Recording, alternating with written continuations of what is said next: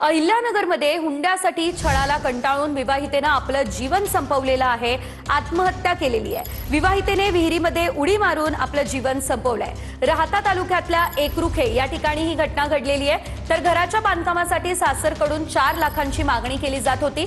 पती सासरा सासू विरोधात पोलिसात आता गुन्हा दाखल करण्यात आलाय। तिन्ही आरोपींना पोलिसांनी अटक केली आहे आणि पुढील तपास आता सुरू करण्यात आलेला आहे। या संदर्भात अधिकची अपडेट आमचे प्रतिनिधी मनोज गाडेकर यांच्याकडून घेऊयात। मनोज, आपण पाहतोय अतिशय धक्कादायक घटना म्हणावी लागणार आहे। हुंड्यासाठी छळ केला जात होता, विवाहितेने आत्महत्या केली। नेमकं घडलं काय होतं, या संदर्भात सविस्तर अपडेट।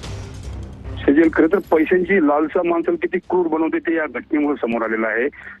सासरच्यांनी प्रिया ढगणीला जवळपास 2 वर्ष छळलं, अनेकदा तिला मारहाण केली जायची आणि ती त्या दरम्यानच्या काळात माहेरी आणि अशाच पद्धतीने तिला मारहाण झाल्यानंतर माहेरी आल्यानंतर तिनं टोकाचा पाऊल उचलला आणि घराच्या जवळीलच जी विहीर आहे त्यामध्ये उडी घेऊन आत्महत्या केलेली आहे। अगदी 23 वर्षे ही विवाहित आहे आणि हे जे पती किंवा सासरे आणि जी सासू होती तिने तिला अनेकदा उपाशीपोटी देखील ठेवल्याची माहिती जी आहे ती समोर आलेली आहे। त्यामुळे मानसिक बरोबर शारीरिक छळ देखील त्या विवाहितेचा होत होता। आता पोलीस पुढचा तपास करतायत, त्यांना अटक केली आहे। मात्र या घटना हुंड्यासाठी वारंवार घडतायत। पैशाची लालसा, आर्थिक लालसा किती आहे या घटनेवरून समोर येते। अगदीच धन्यवाद दिलेल्या सर्व सविस्तर अपडेटसाठी मनोज। तर तिन्ही आरोपींना पोलिसांनी अटक केलेली आहे। पुढील तपास आता या संदर्भातला सुरू करण्यात आलेला आहे। मात्र हुंड्यासाठी या विवाहितेने आपलं जीवन संपवलंय।